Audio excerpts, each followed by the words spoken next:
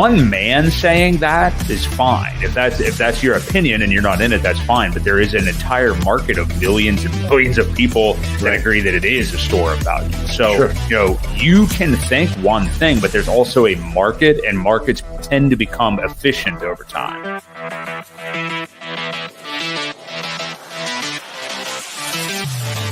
We do know that you will always get paid in Hex on a daily basis. And that is truly the miracle that we call Hex, because it is trustless interest, trustless yield. Nothing will stop that contract from running.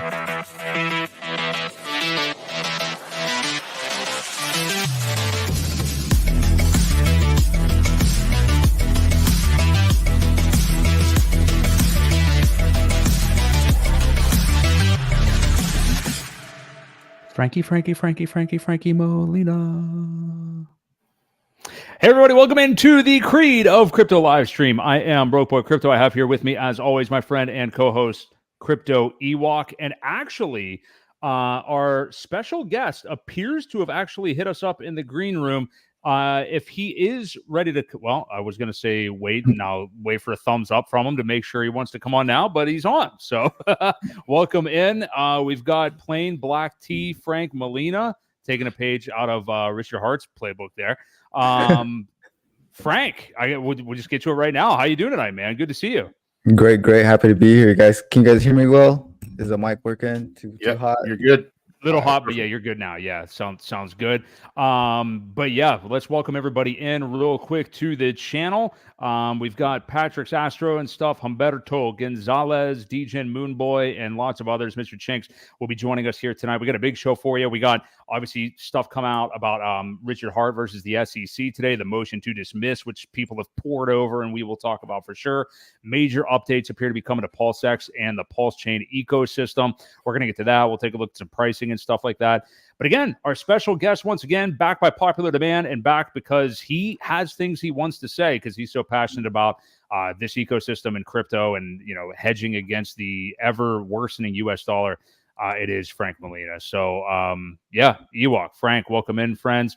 And let's get right over to you, Frank. I mean, you kind of hit me up with some things you want to talk about. I saw you've been tweeting the last couple of days about just some of your general thoughts about this ecosystem. But let's get what's on your mind first. I want to hear from you. So let's hear it.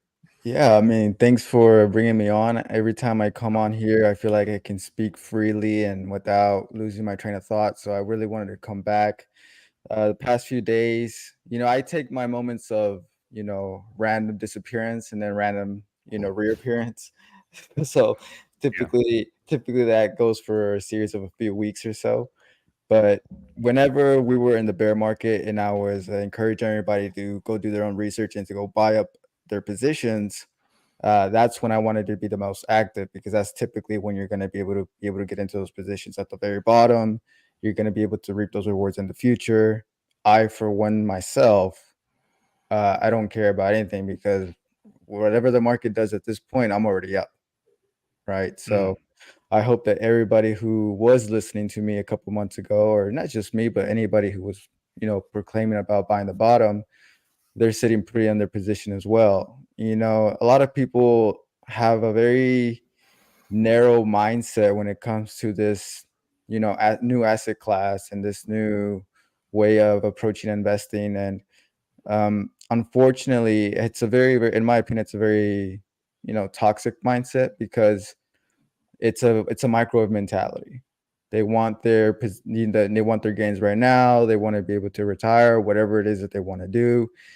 And when someone like me is appreciating, 300, 400% from the bottom, even at these low prices, I take it from a very gratitude perspective. Because for me to do that in the traditional financial markets would have taken me decades. Right. So I'm not over here complaining. I'm over here, hoping other people change their mindset to understand, hey, listen, yeah, it may not be the Solana, these massive meme coins types of pumps, but you're sitting on something that if you just sit still, time has to go by regardless. If there wasn't for PulseX and PulseChain, you have to go work a job anyway. So you might as well just sit tight and let the years go by, and eventually you're able to reap those rewards. Now, what we're going to get into later is that I have no interest in going back into USD, more than I need to, because it's a worthless currency that's not backed by anything, right? So that's my little, update on what's going on. I see a lot of people have been doing a lot of effort to engage the community and bring other people outside of this, just the realms of the RH ecosystem. So I'm very, very excited to see what the next few months hold, Cool. Totally. Go ahead, Ewok. Well, no, I was just going to say, you said you take your little 2-week, 2-month breaks, whatever they are. It's been 2 months since we've had you on last.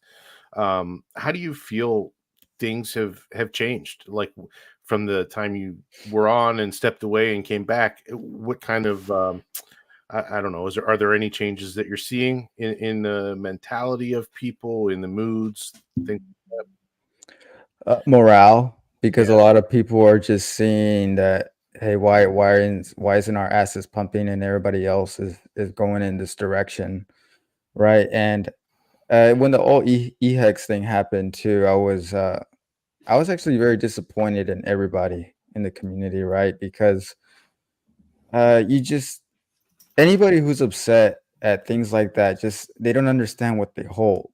And I don't know how much I have to, and other people have to yell through the microphone, hey, can you please understand what you're holding? If this was a meme coin, I'd be completely for it. I'd be completely, supporting your ranting and your complaining. But people that have been here for a very, very, very, very long time, I started seeing them complaining. And then that made me very disappointed, because as leaders and, quote unquote influencers, you need to have a certain level of stoicism when you present yourself to the public. People who don't know, people who aren't, as knowledge as you are, you're supposed to be someone that they look up to, people who rely on you to give them some sort of, hey, these are the facts don't change, right? And whatever's happened in the interim, in the moment, that's all emotional reactions, right? So don't rely on the emotional reactions, but look at the facts, and the facts never changed. What happens to price in that moment, on that day, or that series of days, or a series of weeks or months, does not change the fact that Hex was always going to be a long-term store of value. The code never changed. It's never failed us. There's going to be volatility. That's in Bitcoin, that's in Ethereum, that's in everything, right? You can't change that. Okay. And then when Richard spoke about it, he was just verbally speaking out loud what everybody already knew. It doesn't take a rocket scientist to look at starting and ending the stake on Ethereum costs significantly more than starting and ending stake on PulseChain. Now, let me put it in this perspective. If you are a fund manager and you have hundreds of millions and tens of millions of dollars ready to deploy, do you really care about the starting and ending gas fees on the Ethereum network? You don't really care in proportion to the amount of capital that you have. Richard gave you the opportunity for the average person who doesn't have that type of capital to go do the same thing on the PulseChain network. But both of those products are the exact same thing. There's nothing that he did that people already didn't know, but the market just wants to react. They're very, very emotional, and that's where immaturity comes on, right? They still haven't experienced enough life. They haven't been through enough aspects of business and investing where they know, hey, this may not be doing what Solana meme coins are doing, but this is the real deal. And I can argue in so many different ways why anything in the Richard Heart system is better than the US dollar. That's factual. That is not a matter of opinion. It can be taken and interpreted as opinion, but when you know the facts, it's really not. So I speak from what the US dollar is, what are the facts about the Richard Heart tokens, what it is, the problem that it's solving, And then it's much more than just freedom of speech and freedom to transact and freedom to do what you want and privacy. It's much more than that. That is a very big component of it. But it's the same vision that Satoshi had. Satoshi said, I'm going to create a new monetary system that's going to be detached and depegged from the US dollar because the US dollar was worth nothing. So if you understand what Bitcoin did and the problem that it solved, and then you understand that Richard Hart has those same principles and values where everybody else in the crypto community just had a grifter mindset. They took advantage of the new asset class emerging, and they wanted to take money from consumers and retail and naive individuals. Richard Hart says, I don't need your money. I have hundreds of millions myself. I'm going to create something that follows the same path as Satoshi had, but better. And that's what PulseChain, PulseX, and Hex is. That's literally what Hex was designed to do. It was a better Bitcoin. And then he just made it even better by forking it to PulseChain. But the concept and the ideology behind it never changed. The only thing that changed was emotional retail that caused volatility in the price. I want to ask you this, and all that is really well said, and you always get to the root of like kind of philosophy of the markets and like the investors in the markets, and with some of these emotions, and you mentioned like the Richard Hart tweet about EHEX, and I agree. I mean, what he did was just make an observation, and then the market took it as like, oh, okay, he says this again. He didn't really say anything in that tweet that anybody didn't know. But do you think, like, not just in this ecosystem, because, it would be unfair to say that people that invest in this ecosystem are the only ones in crypto that act like that. And I know you're not saying that, but some people may think it. But do you think that people that invest in crypto, like we do, it does probably skew younger, of course, than the classical markets and stuff like that. Do you think that that's part of the reason that we see these kind of reactions? And you make a great point too about people just not understanding what they hold. But what do you think just captures people so badly to have these kind of reactions and to capitulate, get out of their EHEX position and stuff like that, and get so emotional? I mean, is it purely just like maybe age, investment time horizon, like lack of experience? Because it's a great dichotomy also, and I always talk about this on this channel with Ewok about crypto, is like the fastest gains in human history, but people can't be patient enough, and presumably it's because of the volatility, I guess. But yeah, what do you make of that? I mean, what do you think it is in crypto that makes people and in this ecosystem like just so prone to act like that with their emotions? And then on the second part of that, whatever I just said a second ago, not forgetting what I followed it up with, but yeah, mainly like just that the investor mindset. Like, what do you think it is? Because sometimes it's like a chicken and egg thing, and you coming obviously, Frank, from like TradFi and stuff like that, it's a little bit different mindset than in crypto, obviously. Yeah, it has a lot to do with age, wisdom, experience, failure to understand what money is. That's the biggest one. People don't understand why Bitcoin was created. Then on top of that, you have people who saw what Bitcoin did, a decade ago, and then they wanted to recreate that as much as possible. All right. So when Bitcoin was created, people didn't understand why Bitcoin was created. They didn't understand the problem that we're solving. I actually took the weekend and I started listening to a bunch of Satoshi Nakamoto's tweets. And some people what they've done is that they've recorded his emails and major statements that he made when he was building Bitcoin, and they put it into a video format. So I spent a lot of the time this weekend trying to understand the mind of Satoshi Nakamoto. And his philosophy was solving the problem of the US monetary system. That was the thing that Bitcoin solved. That was what he was doing. No middleman, not having an individual control of or custody of funds in between transactions, not being able to double dip, right? So all of this is being verified in the blockchain. What is being sent is what's actually being sent. You have a bunch of nodes across the world that validate the system, everything that the central bank is not. Let's put it that way. So people who understood Bitcoin at that time understood the problem that he was solving. They weren't concerned about what is this going to be worth later on. Of course, that was part of it. So basic supply and demand. You have a fixed supply and you have increased demand, price is going to go up. Any person with a basic bachelor's or macro degree is going to understand that. Satoshi was more than just a programmer. He understood the problem that money was, right? So as price started increasing, because many people early on started to understand the problem that it was solving based on the US monetary system, you have a whole bunch of retailers over here seeing, oh, they just saw the price go up.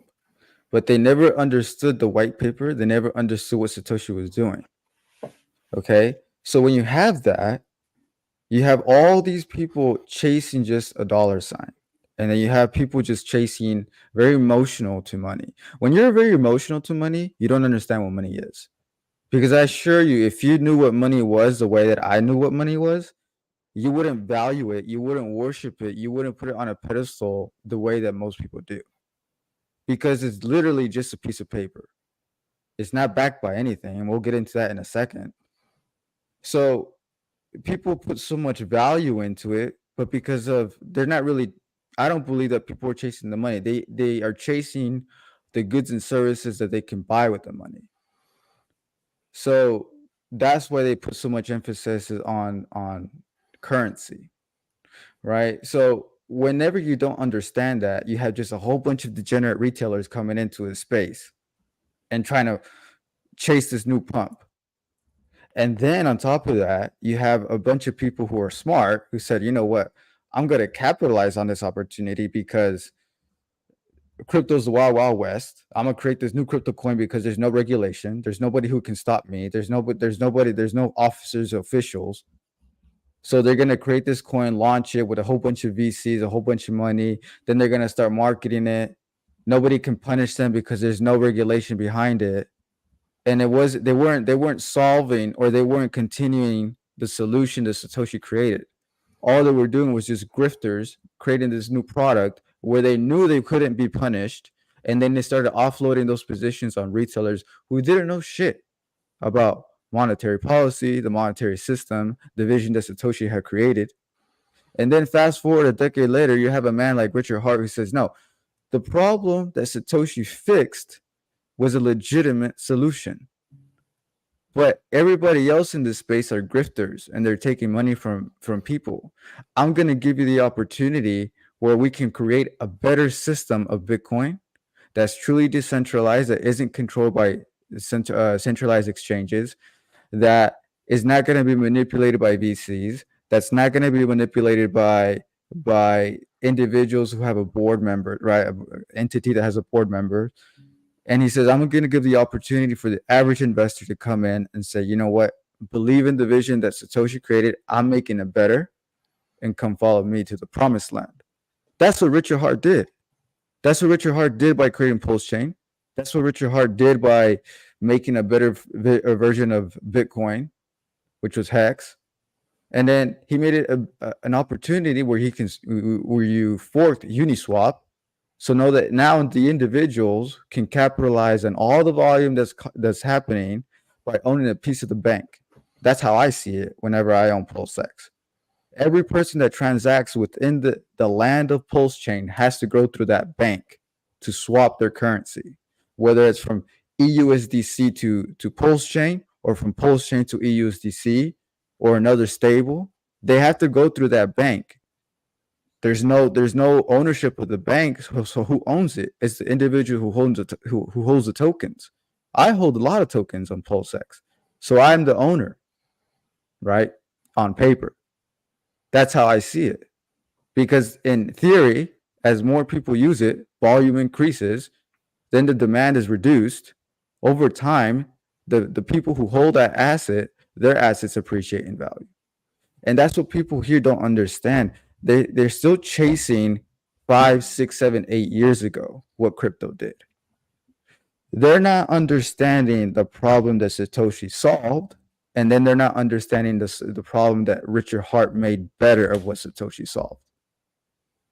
To my knowledge, there's only been 2 people in crypto, maybe 3, that have done anything that's actually solving the problem of the monetary system.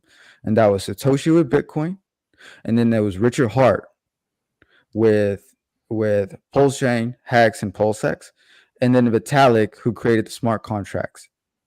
Vitalik created the platform so Richard Hart can do that in a proof of stake format rather than the proof of work format that Satoshi did. So it's more environmentally friendly. Basically, he took what all the bad stuff of the environment that Bitcoin was being used to destroy to validate those transactions, did it on the smart contract, and then Richard Hart kind of improved it from there. He took the vision from there. All right. And I tweeted about something like that similar. And then somebody said, I made a comment that like Richard Hart is 10 years ahead. And then somebody said, okay, how is it 10 years ahead if he just copied a chain that was, a couple years old? And my response was, IBM was making computers decades before Apple came in. Doesn't mean that Steve Jobs didn't come in with a 10-year vision when he founded Apple. Mm-hmm. So just because the technology exists already doesn't mean you don't have a 10-year vision, right? And that's the problem that the majority of the retailers that are involved in the crypto space are experiencing. They value money because they worship it, because they think it's valued to something. They don't understand the problem of monetary policy and inflation and all these different things. They don't understand that Richard Hart is creating an opportunity for retailers to participate in the new monetary system. People don't value freedom because they're not free themselves, but there's going to be a day when they're restricted, right? So right now, you may not think it's important that you hold tokens that nobody can take away from you, because what you have to say, nobody cares about. But in the future, when you do have something to say and the government is restricting you, then you're going to value freedom. And then the people who hold those assets, those are the people that can speak freely because nobody can shut them down. So the way that I see it is, in the future, 15 years from now, when someone wants to say something freely, but they can't because they're restricted to government restrictions, and they need to have a type of monetary system which they can't be taken away, they have to come to me and buy it from me so they can speak freely, so they can move their money into this asset class where they can speak freely and spend freely. So the way that I see it is, I hold people's future freedoms in my hands. And that's what people don't understand. I see. So I want to ask you this, because you keep coming back to this theme, which I love, is like, and I'm going to play devil's advocate. I'm going to play the role of, one of these more short-sighted investors we're talking about that is like, well, how come my bags haven't pumped yet? Like PulseChain's not pumping enough. Coming from that person's point of view, like, okay, Frank, everything you're saying is terrific. I'm bought in. I believe, I do believe in Richard Hart. He's got a 10-year plan, all these things. But why is Solana and Dog with Hat and all these memes and all these things popping up, and Pepe and like all these things that are kind of like capturing the crypto sphere by storm, and it's not coming into PulseChain yet? Why is that? Like, if it's so great, and if there's this long-term vision, and if people are going to value their privacy, when is that going to happen? Because I'm not seeing those returns yet. What do you say to that? Is it purely just the short-sighted nature of that investor? Or is it like maybe a minute few of us, really value what we have here in terms of free speech and freedom and things like that with this blockchain? But will anybody else ever value that? Or are they all destined to just, vote for the next Democrat or politician that's going to, spy on them through their cell phone the rest of their life and enjoy it? So what do you make of that? What do you say to that devil's advocate? Like, okay, well, when are they coming? Like, when are the investors coming in this? Well, I think you answered your own question, right? I think the market doesn't really, it reflects the majority. So if you see meme coins are pumping, and you see that all these, shit coins are moving in a direction that, deep down, you shouldn't be moving upwards. It has no reason to. that gives you your answer that the people that are involved right now, or the people that reflects on the charts, are not knowledgeable people who understand DeFi. Crypto as a whole is already a casino. So that means in order for the real products like true DeFi, decentralized assets to pump, the majority of true believers who understand that problem have to be overcome the retailers and the casino gamblers. That's not going to happen. Then that's not a competitive edge, because you have all the smart people that have overtaken retail. If PulseChain was the one that was pumping right now and meme coins weren't, that would just tell you that all the smart money is already in. So when are you going to exit? Or exit, right? Because I have no interest in exiting.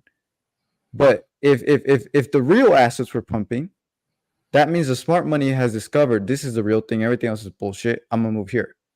And that means that the market as a whole has more true investors and believers than retailers and gamblers.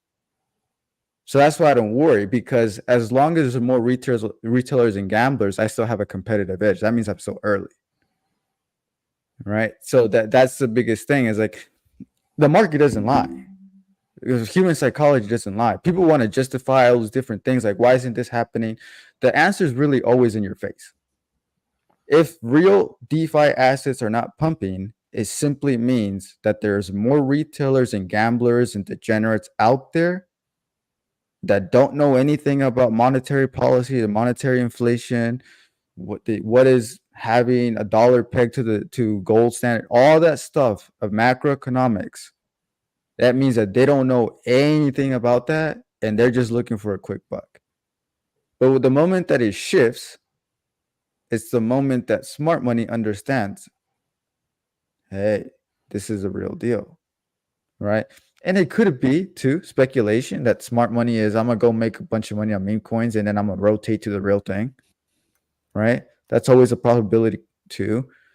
But I don't really think about that, because the moment that I see the real assets pumping and then the meme coins are dying, that means the market sensitive has shifted, that the smart money has understood this is a real deal. Everything else is bullshit. And your competitive edge is gone at that point, because you don't have more than maybe a 2x from there. And that's for the people that want to cash out, right? I can't really speak to that audience because I can't relate to them. I don't understand why someone wants to go take their US dollar, make a 10x, and then exit the very asset that's going to be here in the future to go back to a worthless currency. That to me doesn't make any sense to me, but I mean, that just goes to show you that people still value USD. I mean, I tweeted this the other day. The moment that I sell my PulseX back to go back to US dollar, it means that I value US dollar more than I value PulseX. And I can assure you, I don't value US dollar, because the US dollar is not backed by anything. And I'll give you an example too. Is it really the US dollar that people are chasing? I don't think so. Because in a country like El Salvador, you can get the same quality of life for 10 times cheaper. So when people say, I want to be a millionaire, they're not really chasing a millionaire status. They're chasing the quality of life that $1 million can buy them. Right. So whenever people are saying, I want $1 million, it's because in the United States, $1 million can get them a pretty good life. But in El Salvador, that same life you can get for 100,000. So is it really the money that you're chasing? No, you're chasing goods and services. And I think when you change your perspective of money and you stop worshiping it, like some sort of, worldly god, and then you understand why the US dollar has no value, then you start looking at things in a different perspective. And I'll give you an example. The US dollar currently is the world reserve currency of the world. Everybody else in other parts of the world, they go to US dollar to hedge against their currency.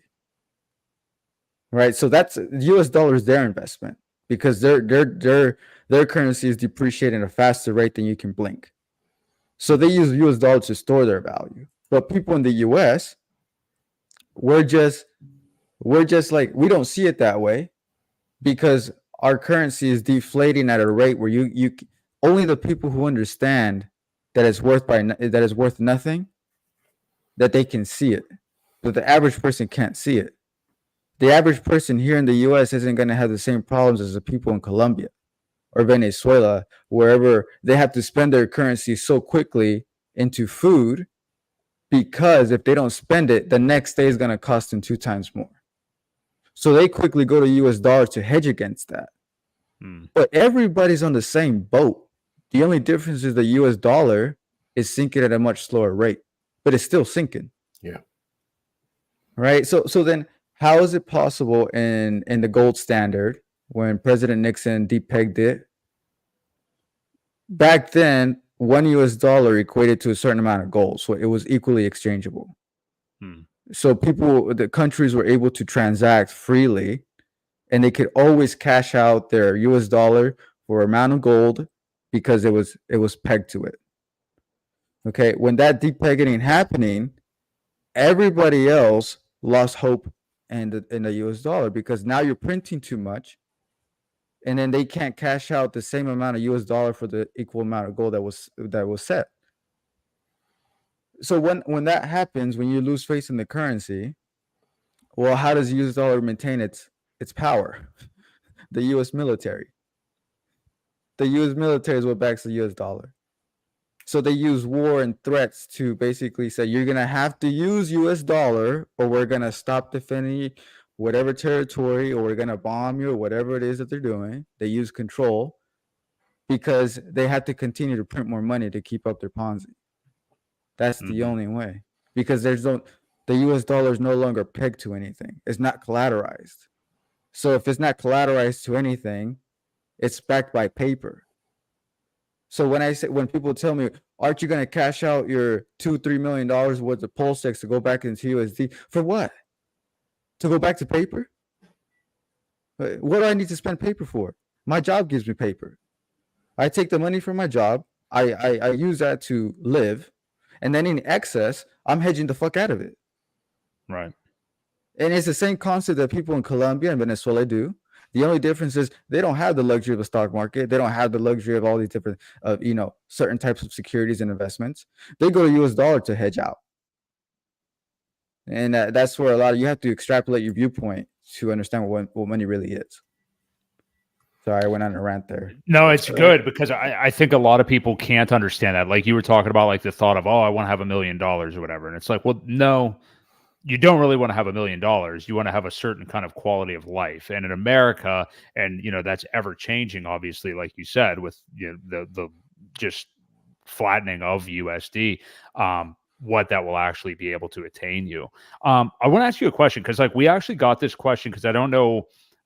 I think maybe they're taking it a little bit too literal. I'm not sure, but I remember we got this question for you, or about this stream when you talked about this subject last time, about well, hey, I'm invested in PulseChain. I'm invested in PulseX. Why the hell would I cash out of those to go back to USD? There were some people that said specifically, so are you advocating for not selling anything at the top of the bull market, or potentially riding something back down? I don't think this is going to happen with PulseChain or PulseX necessarily, but we saw EHEX, which is a unique scenario, go down over 99%. So people are like, are you really going to bag hold that all the way down? Now, Frank and other investors also may be in certain different positions than other investors that may have their life savings in crypto and not much else, or maybe don't make a lot of money at their day job or something like that.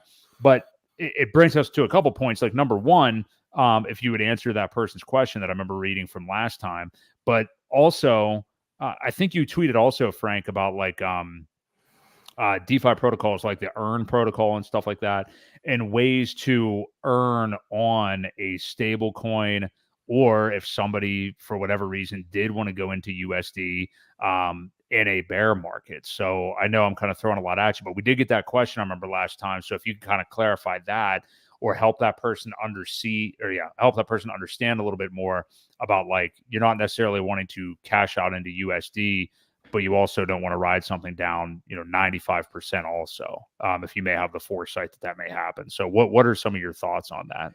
Yeah, I mean, I get a lot of comments on that too.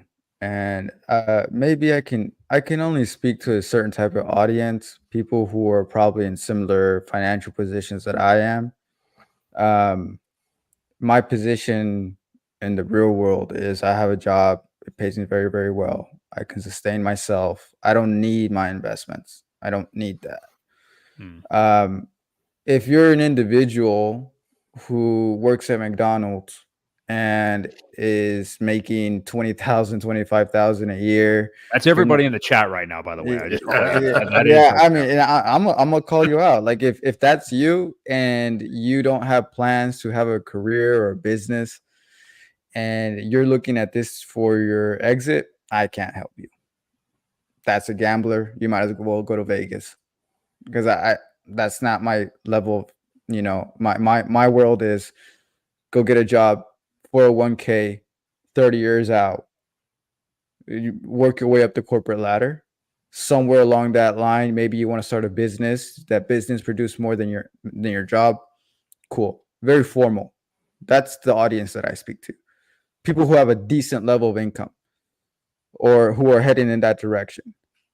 All these individuals who want to skip that aspect of life, that's a delusional mindset. I can't help you. Because in life, you have to work, whether it's through a W-2, whether it's through a business. You have to give value to the economy so you can extract money from that same economy. If you want to skip that component, skip 10, 15 years, you are a delusional gambler. I can't help you. Nobody in this chat has gone through life not working, trying to find that golden ticket. And if you think you're so entitled and special, thinking that you're going to be the one that deserves that, I got some news for you. You're not going to. All right. So I can only speak on people who understand that in life, you have to give value to the world so you can extract money from that. And then what you do with that money once it's in your hands, that's up to you. But you should always be trying to aim and increasing your income, increasing that, whether that's through your job or from your business. And you increase your income by giving more value to the world. Because when you are extracting more, that means you have taken market share from someone else. If it's in your job, you got paid more. It's because you gave more value than the person who was competing for that same promotion. In a business, you're not creating something new.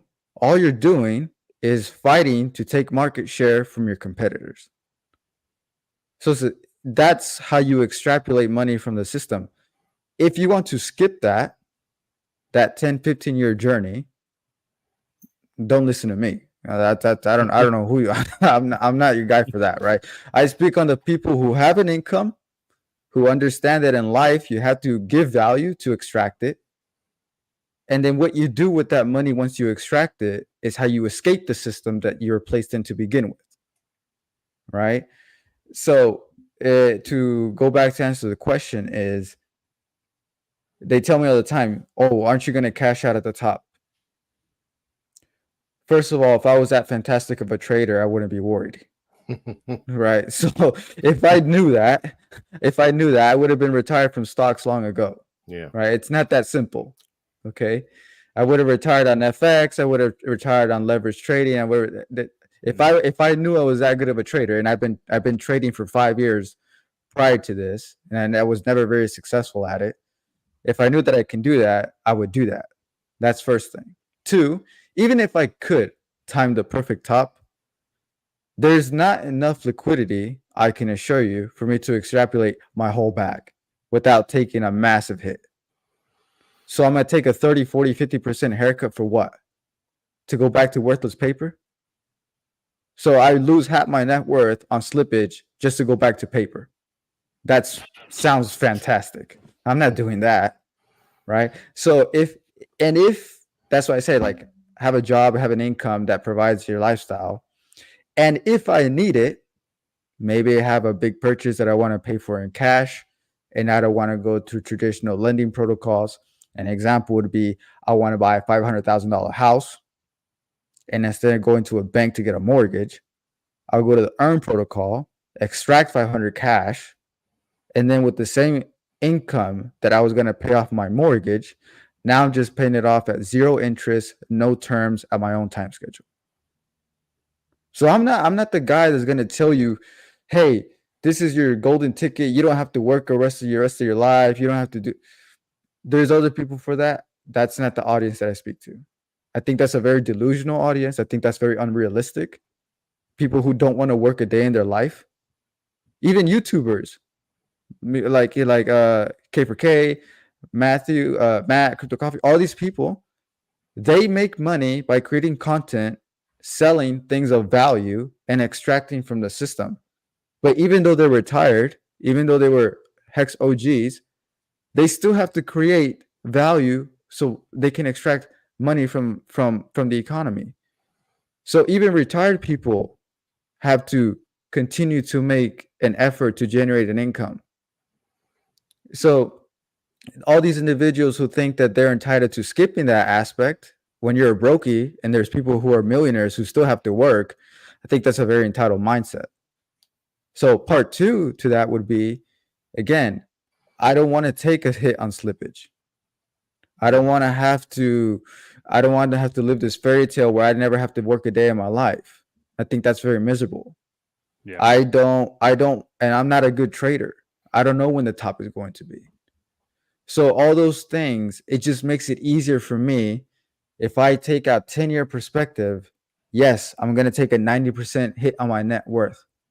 Did I need that money? No, I didn't need that money. So I don't really care. But then it's going to recover. And as I'm making more money from my job, I'm injecting more capital on those dips. That's who I speak to. Realistic individuals who have a wage job, who understand, yes, work is a part of life, but it doesn't mean you have to be there forever. Right. Well said. And I like your point too, and keep that question up, Ewok. Yeah, because I think that's a great place to go next. I just wanted to comment and say, like, I think a lot of people have that dream. You know, it's funny, Frank, because you're not, as you've mentioned, and, you know, probably best for your mental health too. You're not like the most vocal guy on Twitter, certainly compared to like some of the people within the PulseChain ecosystem that may be constantly tweeting and stuff like that, or constantly talking about 10,000 X's all the time and stuff. But you do seem to get kind of a like, do you actually have a plan for all this? Or is this just kind of like, oh, give me my 10,000 X and I don't really care about these real DeFi principles or anything. Just why won't the price go up yet? And not to go back to what we were talking about earlier, but I think that is just so prevalent. And there's not a lot of people who, like you have said, understand what we have here, have that long-term vision, and really want to continue to add value to the world, even after they may have gotten their riches. Like Crypto Coffee, great example. Guy doesn't have to do anything, doesn't have to do any of this stuff at all, and is always the first person to have out like a new tutorial on a new protocol or a new platform that has come out, and just kills it all the time. So yeah, well said. And I will add to that too, most of those people that are looking for those type of gains, they will end up broke again. And that's the problem. Unfortunately, the ones with that lottery ticket mentality, they want to cash out. They'll end up back in the same spot as they were right before it happened again, and then they'll end up looking for it all over again. So it'll be very unfulfilling for them. It sucks. It's very cyclical, but you know, it is the degen mentality. Okay, there's a few things I want to touch on. That question, as far as, I'm gonna put it very, very simple. Supply and demand, macroeconomics. You have increase in demand, you have the reduction in supply, and then price goes up. You over a long enough time period, math is always going to be math. And macroeconomics and the basic principles of macroeconomics are always going to be there. So let's take things that are never going to change, at least in the near lifetime. The US, as far as right now, is going to continue to print more money. That's always going to happen because they're backing that printing with their US military. So they're going to maintain that power. And the people at the top, they benefit from all that printing because their assets appreciate. All their stocks, all their real estate, it goes up in value. They don't want to give that up. So the people at the bottom is the one that's hurting because now the price of eggs goes up 3 times, right? They don't care about that. Their assets are going up 4 or 5 times. So printing is always going to be there. You have increase in money supply. Then you have PulseX that has a constant buy and burn, which is constant reduction in supply. So you increase the money supply into an asset that is being deflationary every single day. On the basic rules of economics, when you have a reduction in supply and an increase in supply, price goes up. That's all I'm going to say about that.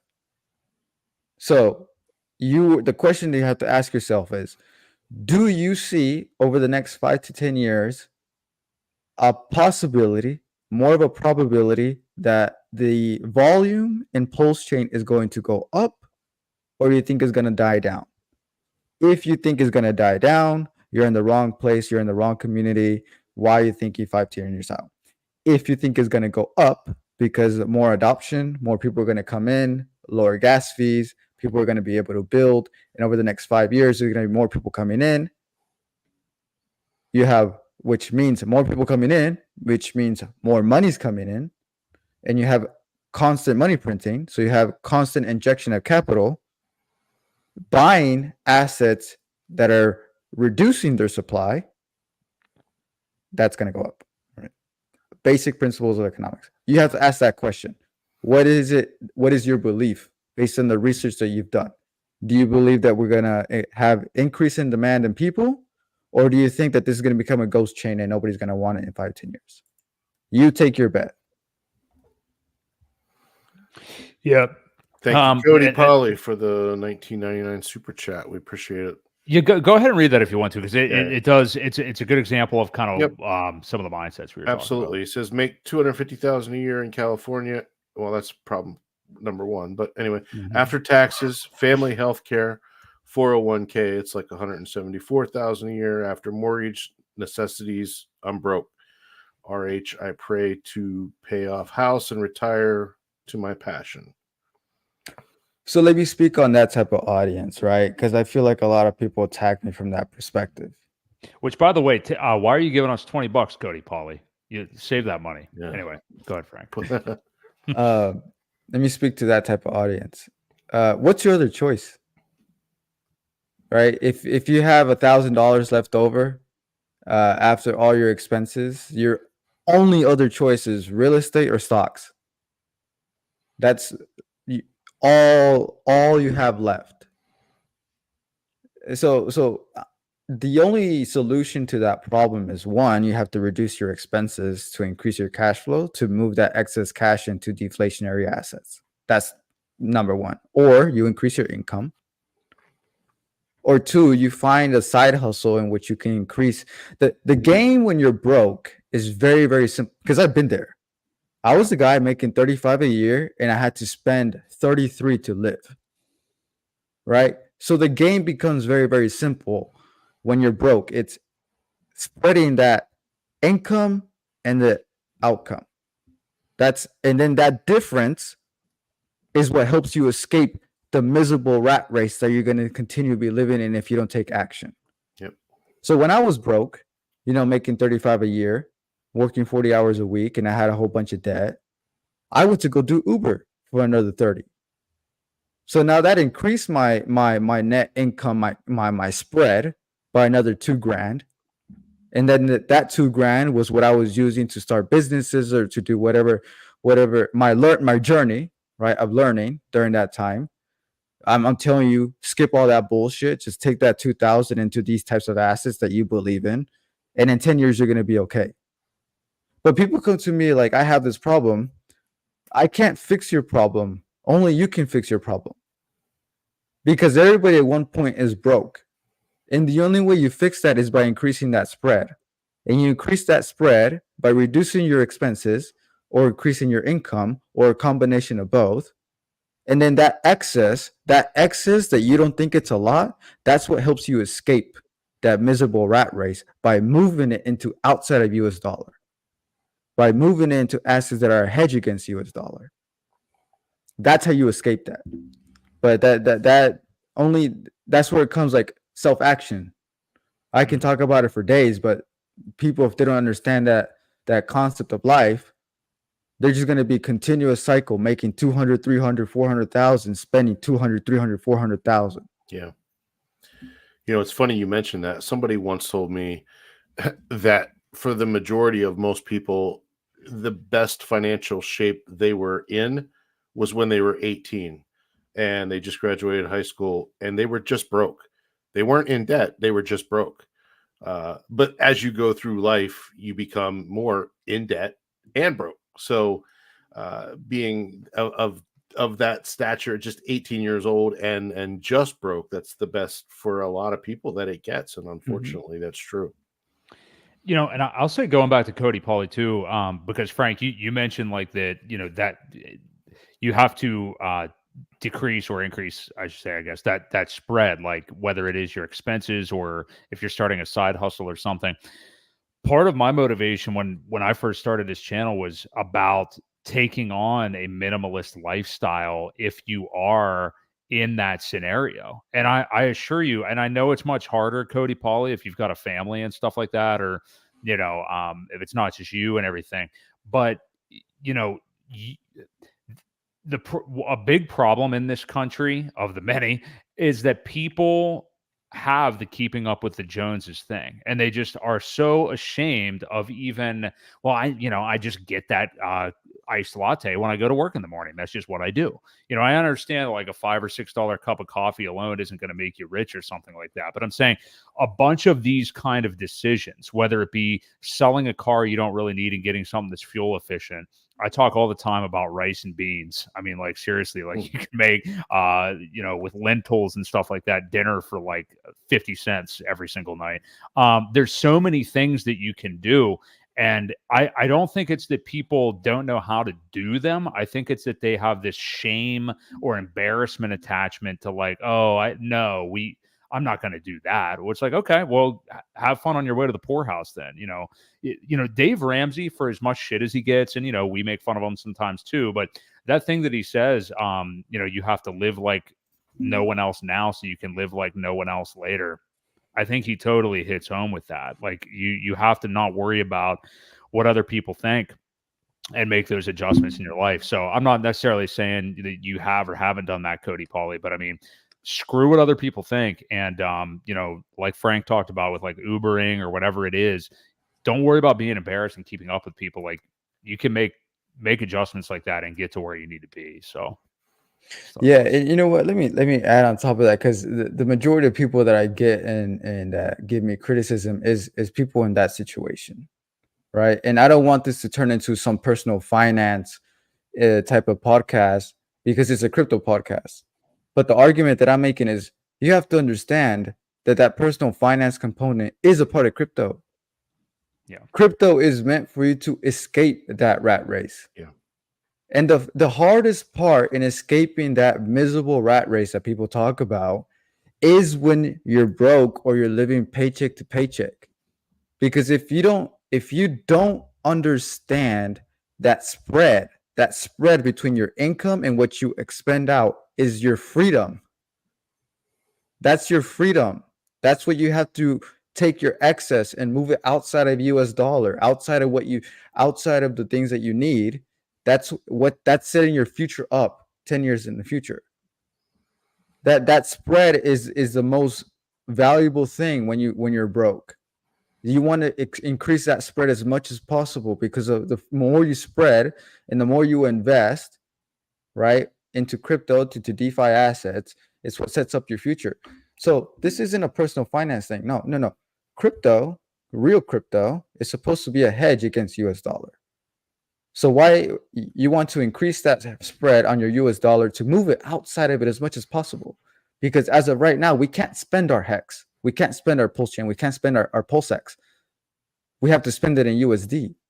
So spend as much of it as you need, and then take that rest of it and get it out of it. Get it out of that deflationary asset, as much deflationary paper or inflationary paper, that worthless piece of paper, and move it into deflationary assets. Because in the future, that is your hedge against that worthless piece of paper. And then what you'll notice is that over time, that spread between being broke and slowly becoming wealthy starts to slowly creep in. It may take 5 years, 6, 7, 8 years, right? 10 years, you'll see it. Yep. Okay. And that's the audience that I speak to, because the people who don't want to work, I can't help you. Go to Vegas, go take your $5,000 that you have in savings and go try to make whatever $500,000 and leave this country if that's what you want to do. I can't speak to you because I don't know what that type of mindset and lifestyle it is. Right. So I hope a lot of people understand that it's much more than, speculation. It's much more than just get rich, get quick, get rich scheme or whatever people want to call it, or it's much more than just a meme coin. All the stuff that we talked about tonight ties back to Satoshi's vision, how the US dollar is worth nothing, how Richard Hart came and said, I'm going to solve that problem, make it better. I'm going to give the average person who has nothing the opportunity to come in, even if it's $50, $100 a month, to carry on that same vision that Satoshi had, to help you get out of an inflationary piece of paper into an asset that is a hedge against that. And then in the future, maybe you have the freedom to choose what you want to do. That's the beautiful thing about having wealth. Being wealthy, it's not about all the cars and the houses and the women. It's about the freedom to choose whether you want to choose to start a business because you have the capital to do so, whether it's to choose to go work at a job because you love it, whether it's to choose that you want to go retire at a beach and never work a day in your life because you can live off of the constant appreciation from your assets. That's up to you as an individual to do what you want to do. But you'll never get there unless you understand from the very beginning BTC, Satoshi, his vision, monetary policy, the monetary system, what Richard Hart is doing right now to save crypto as a whole. Unless you understand all of that, you cannot have the vision of 10, 15 years. Well said. Rolando makes a good point here. Ever since I got into crypto, I started becoming more frugal and offering crypto as a payment in and out, aka move away from the dollar. I mean, a good way to think of it too, and I've heard other people say this, and it's funny, these are even people that are well off because it's just having the right mental makeup. But like, if you think about like, if there's some like $150 item that you want to buy that like you could use, you're like, oh, it's a new blender, and how much joy or whatever would this thing buy me or whatever, versus like 30x that in your mind, or even 10x it, whatever, 20x it, 30x it, whatever you want to think of by putting it into PulseChain for whatever time horizon you want to, and just think about where else that money could go, and I think it can make you start making better decisions like in your personal life and things like that. And I kind of want to touch on that too. This is the last thing I was going to say is sure. A lot of people, they don't like the idea of frugality, right? They talk about, crypto's a way to 150x, 200x, 300x, and they don't have to worry about a $6 latte, or they don't have to worry about a $15,000 car. They don't have to worry about, a blender. But what they fail to understand is you don't get to that point unless you take care of the little things in the beginning.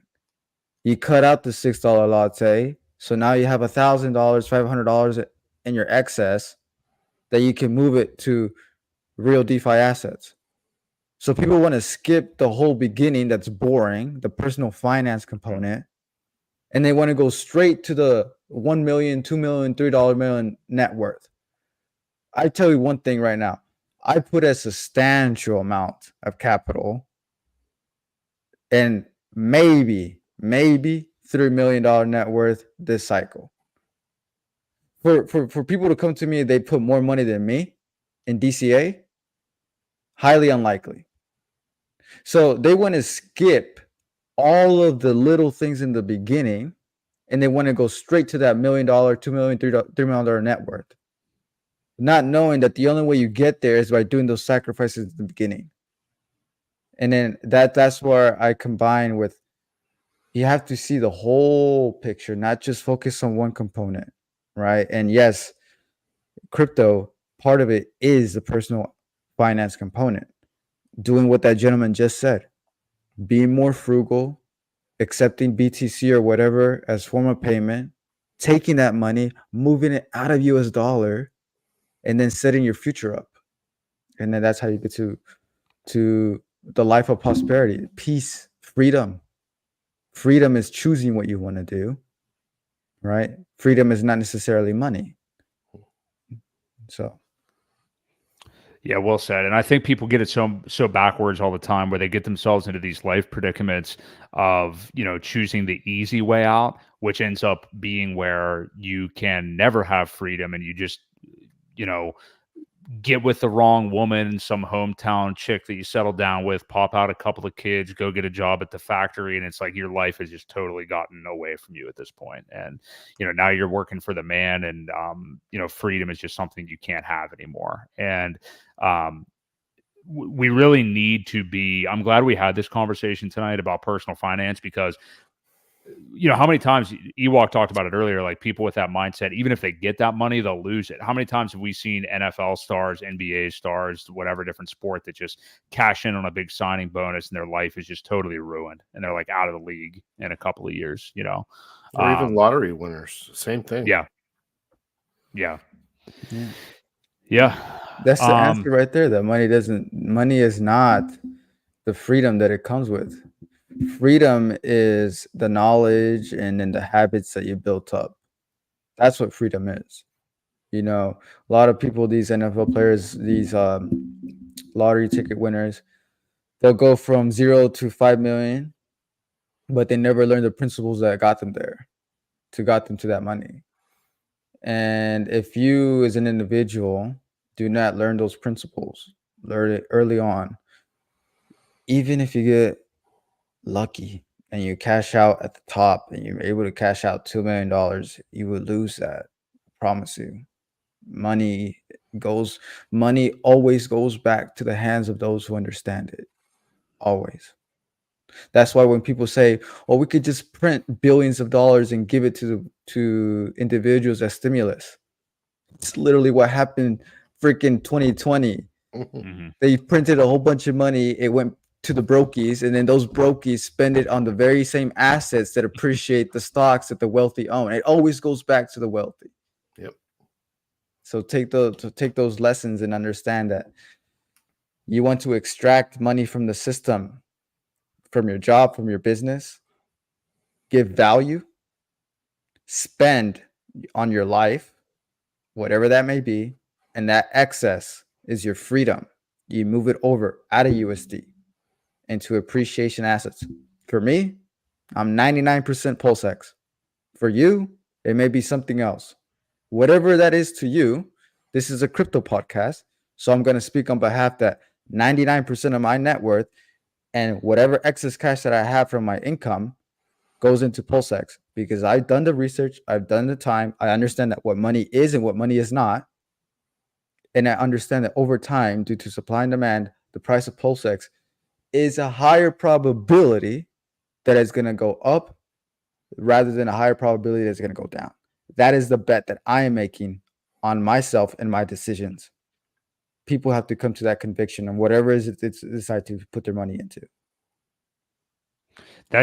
And we can let you go after this if you're up on time, but that's a fascinating thing about PulseX too, is like, for as much as people, and I'm not saying they're wrong or anything, but as much as people are like so bullish on exactly like, will it do a 10,000x this cycle? And, again, the short-sighted thinking, it says something too, that even though, PulseX is programmed for all these gains and the buy and burn and all that stuff, it also is actually a very conservative investment in your eyes. And what I mean by that is just that, like, you have no qualms about dumping everything into PulseX, So the fact that, I shouldn't say fact, but the idea that we could have such outsized gains from it over time, but it's also, you can sleep, easily at night knowing how much you're pouring into it.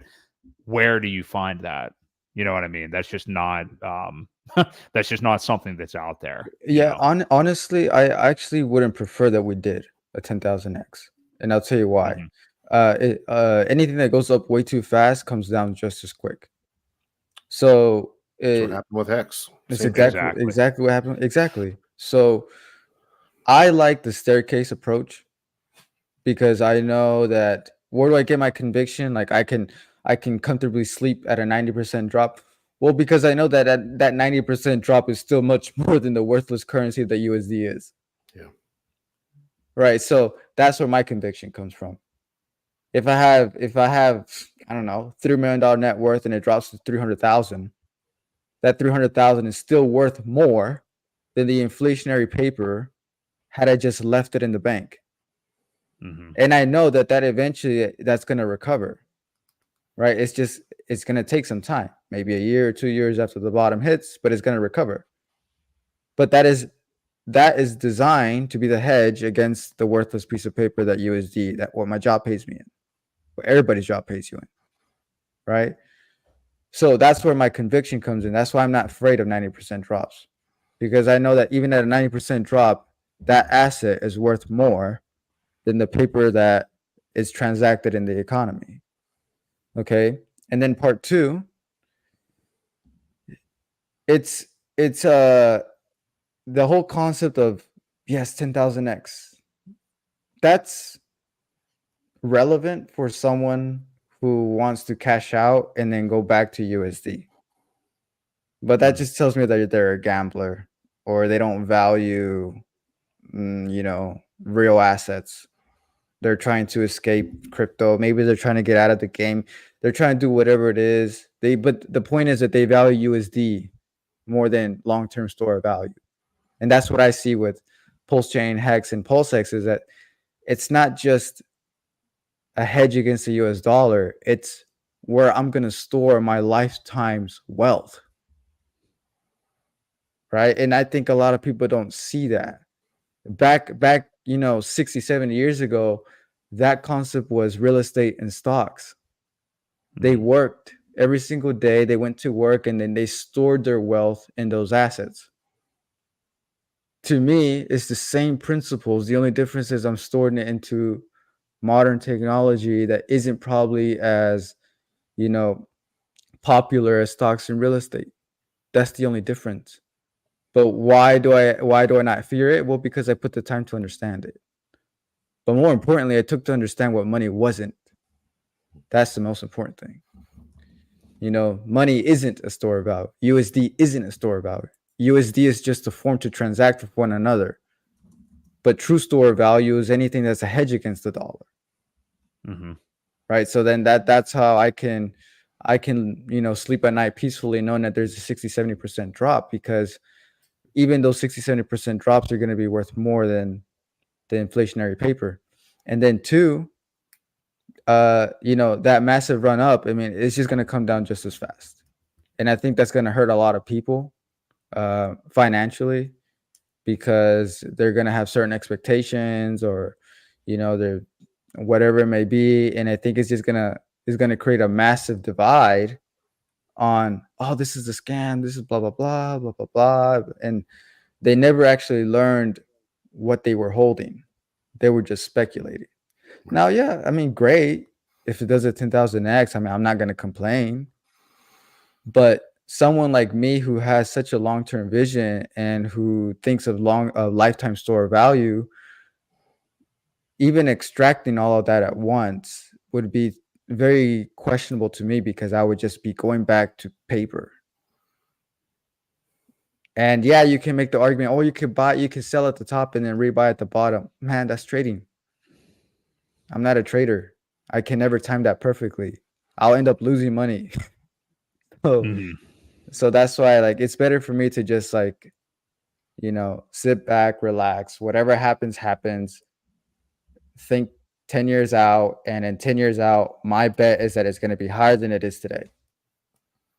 And then if I need it, I'll tap into it. And if I need it immediately, I will use DeFi protocols to loan against it, right? And go about my life that way.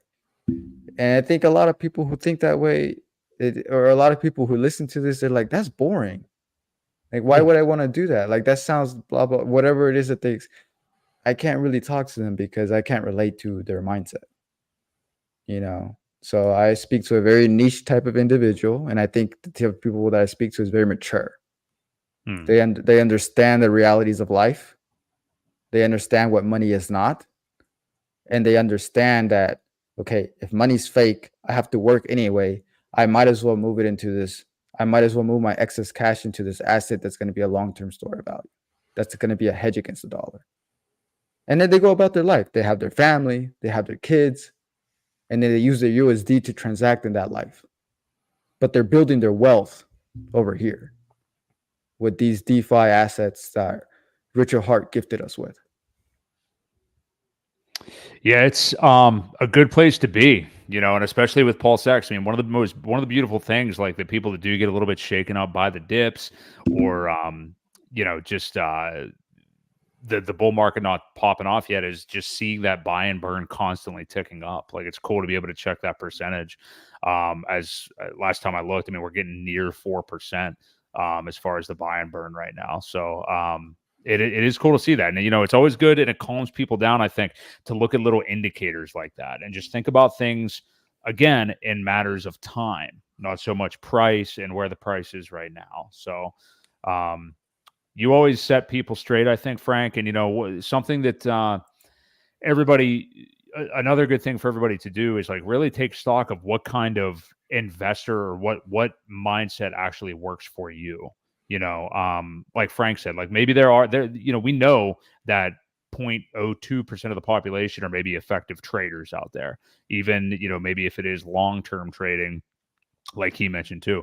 But whatever speaks to your mind is probably going to be the best for you to invest. If you are more of a gambler, if that's what you want to do, and that's something that you could be effective at, go ahead and do it.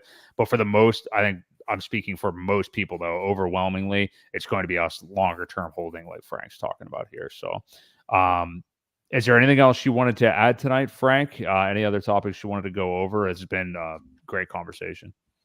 No, I think that's pretty good. We'll see how people react to this one. This one was probably not as hopium as some people would like, but it's a realistic component of it. So I think it's going to get an overwhelmingly good response because you mentioned the word niche a minute ago, and we don't get a lot of this conversation, and I value this anytime I can find it, especially in the crypto space, because you just don't see that very often. So yeah, I tell you what, man, if you wanted to, Ewok, maybe we could just quickly cover some of the Richard Hart motion to dismiss stuff against the SEC that we saw came out today. Frank, if you want to be bored to tears, Frank, you're welcome to stay. But if you need to drop off, that's what we're going to do next. So it's up to you. That's fine. I'll let you guys finish your show. I do have to get going, but it was awesome to be here. We'll do it again, maybe in a few weeks or months from now, and we'll see what else is out there during that time. Sounds you good. have a warm seat ready for you on this show anytime, Frank. Well, as many of the people in the chat have said, there's always a Creative Crypto dip on Tuesday nights, so now's a pretty good chance to take a little stab at it. Yeah, scoop up some of these prices now. Yeah, for sure. But yeah, awesome. Thanks for having me on. Y'all have a great night, Frank. We'll talk to you soon, man. Take care. Bye. Fantastic. Another great conversation with Frank Molina. So I hope you guys all enjoyed that. We're up against the time where we usually wrap things up. We'll try to quickly get through some of the stuff with Richard Hart's 11 attorneys filing the motion to dismiss against the corrupt and incompetent SEC today. And boy, it is a doozy. We're not going to be able to get into this anywhere near the depth that we typically would, so we'll probably revisit it again next week. If you guys enjoyed the Frank interview, people are shouting out Frank in the chat. Do us a favor, hit the like, support the channel. We appreciate all you guys being here. Ewok, where do you want to go with this first? Because I don't want to be here forever tonight. We got things to do in the morning, but where do you want to attack this from first? Because we've got the whole nice 69-page motion to dismiss. 13 pages of it are a table of contents. Let me know where you'd like to go first. We can look at the preliminary stuff, or we could look at nuclear herbs summarization. Where would you like to go? Why don't we just hit the Richard Hart tweet with the there was 4 windows there. basically the preliminary statement, things like that. We'll just cover it and kind of, because I think there's 5 points on there, right? Yeah, I can do that. Let's yeah, just I have hit those quickly. And instead of bringing up the Richard Hart tweet, let me send you the actual link to the document, or well, you probably have, I have it. Okay, I have it here. I'm about to share it. So we'll do this. It's gonna be hard to read, though. That's the problem. You can probably can you. Well, I have the actual link to the thing, so you don't have to zoom in on Twitter. Like I have the actual link to the document instead of having to be on Twitter. Yeah, you know what I mean. I have it too, I think, here, and that should allow you to zoom. The memorandum one. Yeah. The actual memorandum. Yeah. And we won't read this verbatim, but I think we can get a really good feel of where RH's attorneys are going with these 5 points. So essentially just kind of looking at a recap of the first thing they said. So in this civil enforcement action, the SEC seeks to further cement a role it has assumed for itself as the global governor of blockchain technology, a role exceeding both the agency's limited mandate and the bounds of personal jurisdiction. The SEC is suing Richard Hart, who lives in a foreign country, and somehow they're suing 3 blockchain software programs, Hex, PulseChain, and PulseX, which the SEC claims to be unincorporated alter egos of Mr. Hart. These open source communication technologies are used and enjoyed by a decentralized community of thousands of people across the world. Yet the SEC says that they violated U.S. securities laws by offering and selling the SEC's novel construction dubs crypto asset securities. So let's get to the first point that they're really arguing here. And again, this is the motion to dismiss. So this would be like if the judge would take a look at this and find that these complaints by the SEC are just that ridiculous that they would dismiss it. None of us, and I'll just say this now, Ewok nor I think that we're going to get some kind of total dismissal from this and the case goes away. We talked about this last week. I think that's probably an asinine proposition and people should prepare that that's not going to be the case. That said, this kind of gives you an idea of where his attorneys are coming from and how strong they are positioned for this case. But the first point is that the lawsuit cannot escape the starting gate because exercising personal jurisdiction over Richard Hart in this case would not comport with due process. Mr. Hart lives abroad and is not alleged to have set foot in the United States during the relevant period, nor is he alleged to have engaged in any conduct directed at the United States. The SEC alleges no U.S.-based entities, employees, contracts, payment accounts, blah, blah, blah, or travel associated with Mr. Hart. The general availability of Mr. Hart's speech on the internet and the alleged presence of some unquantified number of participants in the United States cannot satisfy the requirements for asserting personal jurisdiction because the defendant himself must purposefully reach out and establish sufficient minimum contacts with the U.S. So there's more there. But Ewok, we've talked about this point many times. The SEC try to throw at the wall that some of the Hex transactions, they occur on Uniswap, and at least one developer of Uniswap's located in the Southern District of New York, and at least one Hex investor. It's okay, well, that may be true of Omaha, Nebraska as well. So, what gives this to you? So, what do you make of this first point here? I mean, they've always gone after it. Yeah, jurisdiction, I think, is one of their. I mean, they made it point number one for a reason. I think it's one of the strongest legs they have to stand on. You and I were talking about this afternoon, and I wondered, because they don't have jurisdiction, is he still protected, or I guess the blockchain is the blockchain, right? That's the argument of it being protected by the First Amendment, which blockchain is freedom of speech. But I guess my question to you, and I will throw it out to the chat and see what they say, but because they are out of jurisdiction, is he still protected by the Constitution at all?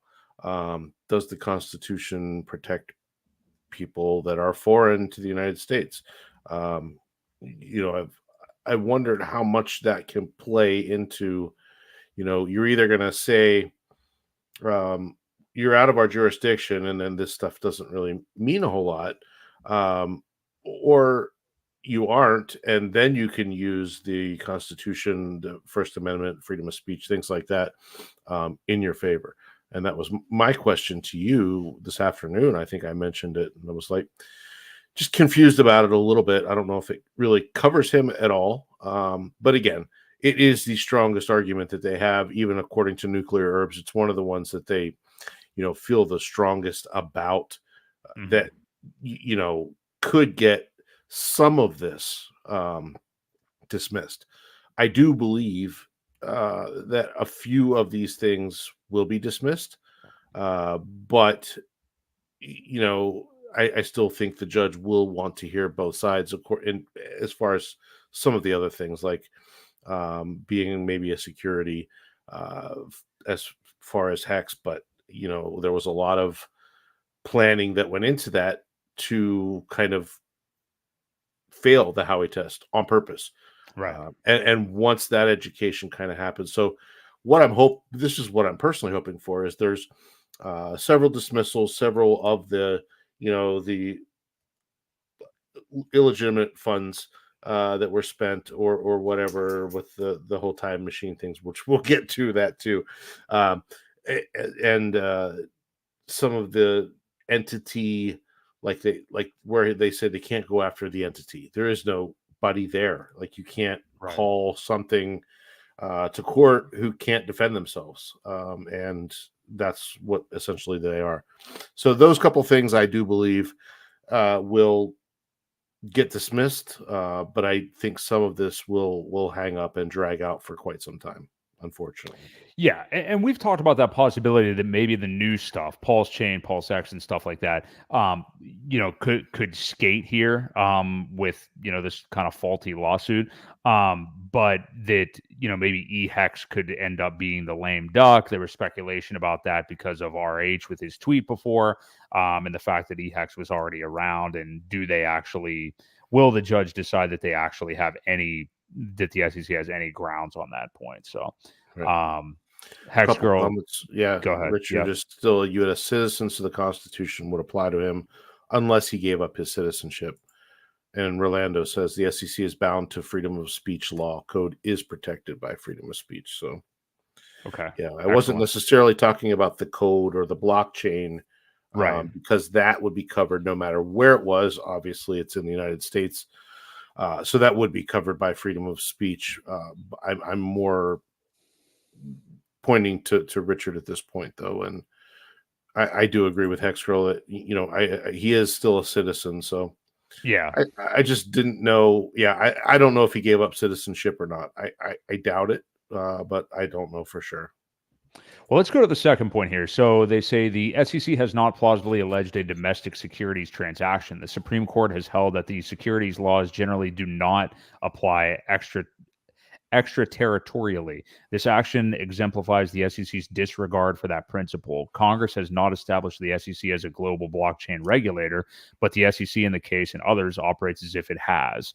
The SEC's total failure to come up with and this is a common theme as Nuclear Herbs tweeted about later, the SEC's total failure to come up with allegations supporting domestic securities transactions, notwithstanding the agency's sweeping investigative powers, dooms every claim. Separately, the predominantly foreign nature of the alleged transactions precludes application of the securities laws to any domestic transactions that the SEC could theoretically identify. So, Nuclear Herbs mentioned, and one of the things he's a huge fan of as he's gone through this document is just how many times RH's attorneys talk about that the SEC came up with allegations. They fail to come up with any allegations supporting anything that they have. They don't have anything to support their allegations. But yeah, what do you make of this point overall? Yeah, I mean, again, I'll go with Nuclear Herbs. They're basically saying here that they've got nothing. They haven't come up with anything. And the other one is the disregard for principle. It says because they have never even been established as a blockchain regulator, but they're trying to operate as if they were. This goes back to what was it, the Coinbase trial, when the judge was kind of like, I'm not even sure I should be hearing this because you don't belong here. Who are you? Who are you to decide this? This is Congress that should be deciding, who's going to regulate this. And so I kind of head back to that point of view. Hopefully this judge sees it in a very similar light. So that's my take on that one. There isn't a whole lot to it other than saying, guys, you haven't proven anything. Yeah, well, yeah, and who, you're not elected, nobody appointed you to do this. You've just kind of begun saying these things and literally not proving any of them. I mean, they have not successfully gotten anything to be classified as a security. They just, I mean, it's all fun and games to like go out and just, well, this is a security, and wave your finger around. But I mean, nobody actually recognizes it as such. So, and actually, as we all know, there's video of Gary Gensler specifically affirming that Ethereum is not a security. So, just depends on if he's teaching at MIT or heading up some, ridiculous agency like the SEC. The third thing, the SEC fails to satisfy basic pleading requirements for its securities fraud scheme claim against PulseChain. The complaint must spell out with particularly the circumstances of the fraudulent scheme and allege facts raising a strong inference of fraudulent intent, but it alleges no deceptive conduct at all, nor any statement that was false or misleading. On the contrary, statements incorporated by reference into the complaint demonstrate Mr. Hart's consistent candor.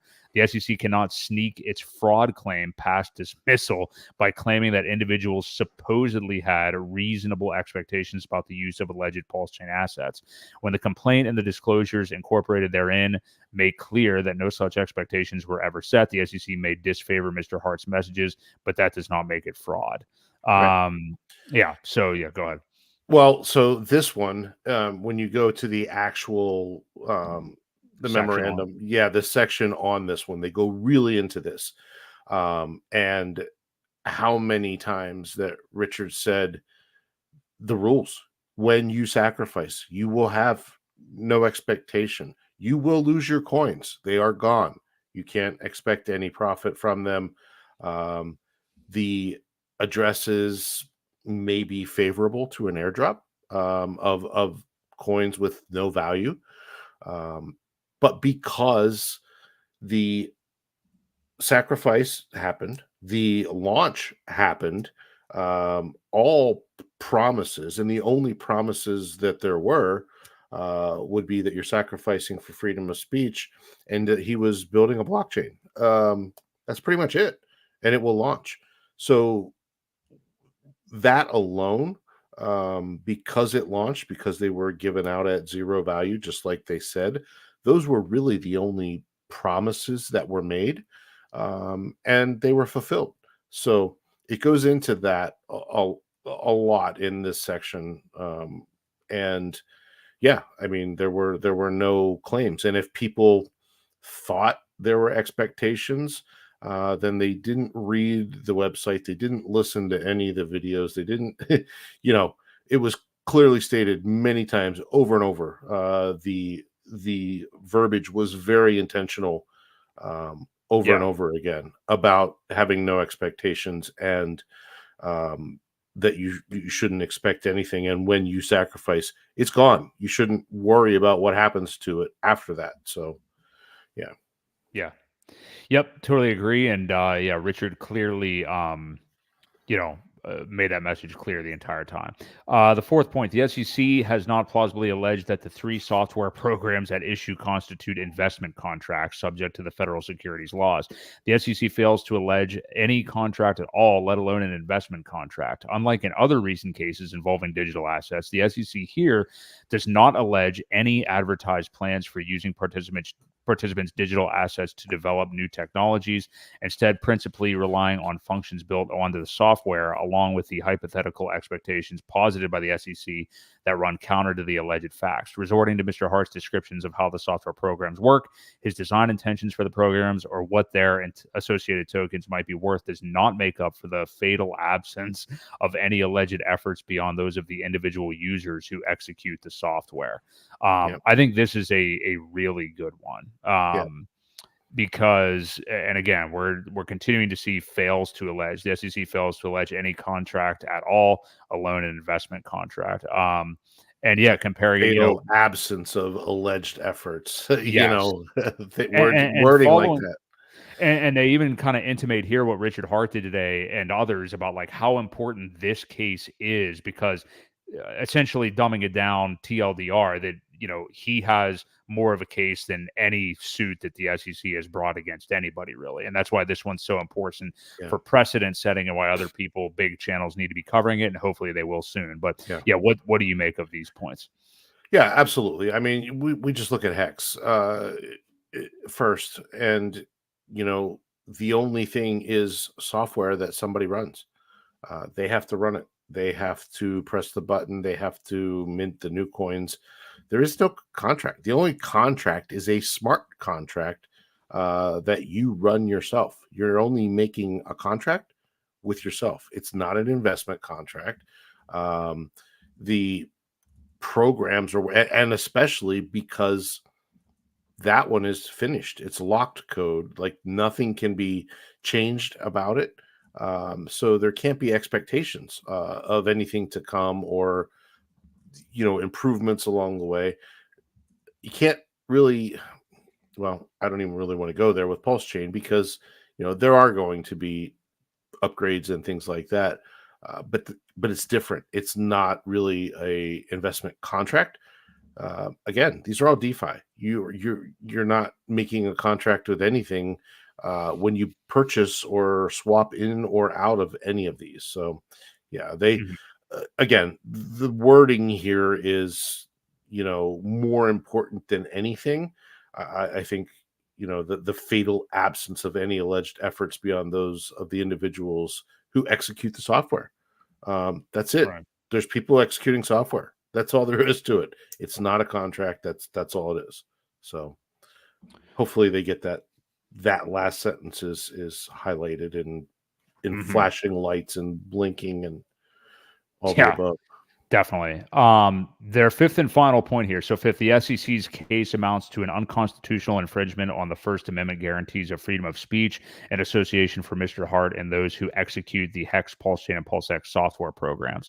The complaint reads as a selective review by a disgruntled critic of hundreds of hours of Mr. Hart's public speech about blockchain technologies. The SEC seeks to recast Mr. Hart's live commentary into securities offerings and therefore penalize him for expressing his views about the technologies and their potential. This action also threatens to stifle protected speech uttered on the blockchain, including the computer code underlying software programs that the SEC aims to shut down, along with the free expression of thousands of people across the world who have etched their beliefs into the immutable digital ledger created by this software. So this goes back to the thing we already talked about, like the freedom of speech and First Amendment. Yep. Do you have any additional thoughts on this? Not much. I mean, that pretty much says it right along. They're trying to shut something down that can't be software on the blockchain. So, no, there's not a whole lot to say about this one. It's just that goes back to the freedom of speech thing. So, they pretty much covered it. And that's where, I always wonder how it will be for a judge. Like, how tough will it be for a judge for them to explain how blockchain is free speech? Right. I think that's something that, the burden, I guess, isn't necessarily on them. But I mean, it's going to help them to be able to show how blockchain is free speech. And I think this is one of the things that will not get dismissed, like this portion of it, but probably one of the most important. Moving forward, like I said, to set precedent for other cases that come about. If this section, gets ruled in our favor, this could be huge precedent for a lot of things moving forward. And Richard's right. It's got to have more eyes on it. People need to be really invested in this ruling alone. This part here. So yeah. Do you want to wrap up with, I'll just say, the Nuclear Herbs tweet real quick? He kind of comprehensively went over everything real quick in a tweet. The most recent one? The one you sent me before we went on the air. Yeah. So just to kind of get Nuclear Herbs, and if you are new to this or you're not familiar with him, he's an attorney out in Arizona that has done a lot of work. He's in his 50s now, and I think retired from it. But he's been following this for quite some time, and he has great analysis on everything that goes on in this case. But so he says after reading this memorandum that taking a short break from more detailed read of the motion and figured I'd share something. He says, I've read probably thousands of briefs in my life. Most are decent. I've read some that I'm convinced were written by coked up chihuahuas running across keyboards. Very few are very high quality. This is one of the best I've seen ever. Richard got every cent of his money's worth of this team, and this team definitely earned it. Like a great boxer, it throws only the punches it needs to, connects on all of them, and then moves out of harm's way to set up the next combination. It's literally art. That's cool to see, and stuff that we wouldn't be able to detect. Yeah, like an attorney may be able to. He says, if you're not a lawyer, you might not notice certain things about the way the brief is written. I'm sure many of you out there write code and can tell the difference between code that sucks, code that works fine but could be better, and code that's absolutely top end. But if you don't code, you don't understand the difference. Same with legal briefs. For one thing, not a word was wasted. Everything in it has specific purpose and pushes the ball forward. In fact, I'd be willing to bet that the initial drafts of this brief were far longer than the finished product, because there is so much other relevant material that could have been used, but you simply aren't allowed to file a 100-page motion. The judge doesn't want to read it anyway.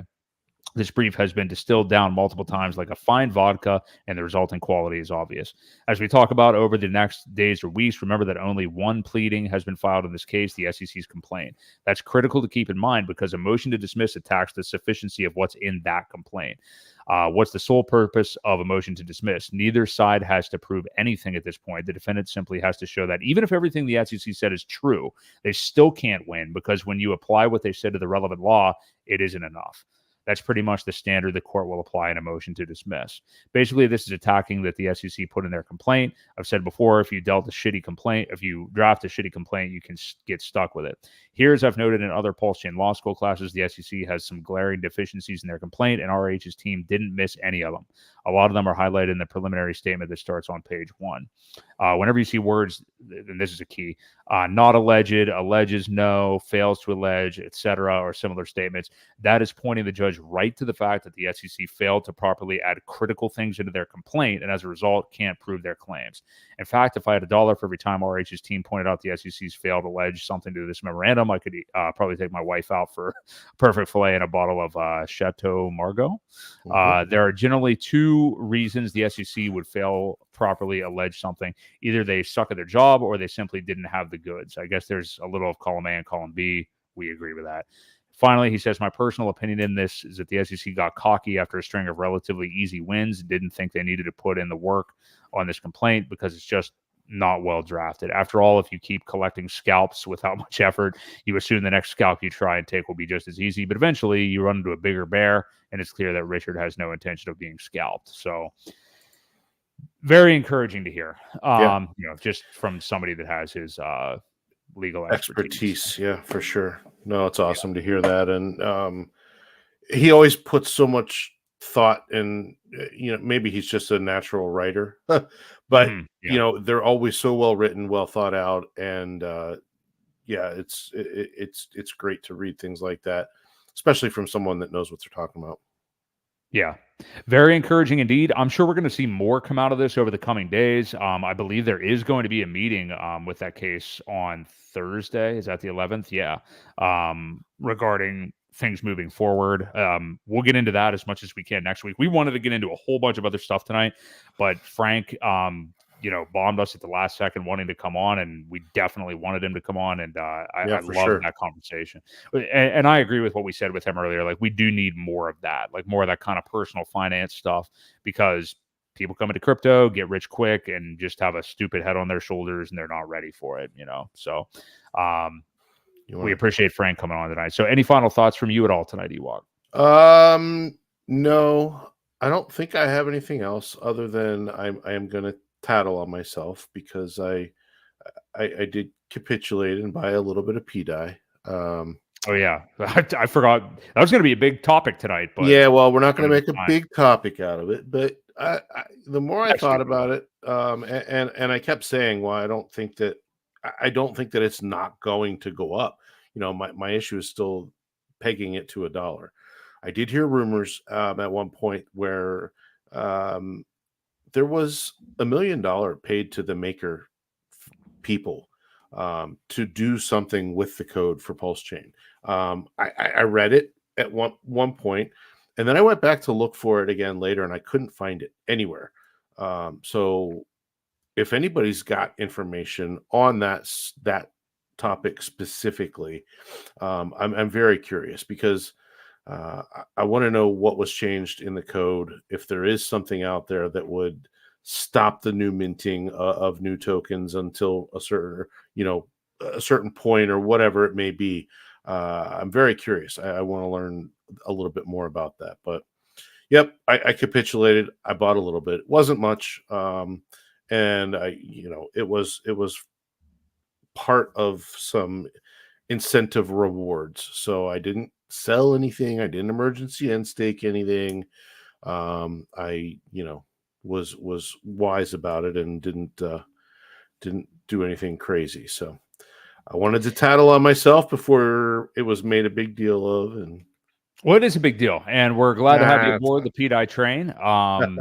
We're happy to have you here. So we'll probably talk about it more next week. And it's all PDI is all the talk of PulseChain right now. So sure, we'll have more to talk about it next week too. Yeah, so. I mean, you've got a lot of other things that are popping off now too. I know Axis and those guys were on with I can't even remember now. I had it on the tip of my tongue. I think Crispy Man and they were all talking, and Randy. They've created some little kind of like the Atropa, what they're doing as well, with all the different liquidity bonding. They've got something very similar going with Axis and Fire, and what's the other one? I'm drawing a complete blank on it. I thought it was Randy Hilarski. I don't know. I didn't really see much today. Is it Spark? Solid X, that's what it is. Oh yeah. Oh, okay. I didn't know you meant the token. Yeah. No, so those things are all like kind of interwoven and tied together with they're bonded with different pairs, and all kind of moving up together. It's kind of interesting. There's a lot of people that are doing things like this right now, that are creating tokens and then bonding them together with other tokens, and seeing how when one thing pumps, they all kind of do. And it's interesting. I just I hope well, anyway, we'll go. Hey, we'll get into it more. Yeah, we'll get into it more next week. We need to get to Betty by. We're old men, and we got stuff we got to do tomorrow morning. So that said, this is a great show tonight. We appreciate all of you guys in the chat here: Marco, DJin, Moonboy, Hexgirl, Rolando, Pulse Former, lot more. Mark, Martin Von Wundergas. Hopefully you got thanks again to Cody for the super chat. Cody, thanks for the super chat, man. Good luck to you. Appreciate all you guys. We'll be back here next Tuesday, 8 p.m. Eastern Standard Time. We do this every single Tuesday night. So for my co-host, Crypto Ewok, this has been Boi Crypto. Catch you guys next week right here on the Creed of Crypto podcast. See you guys.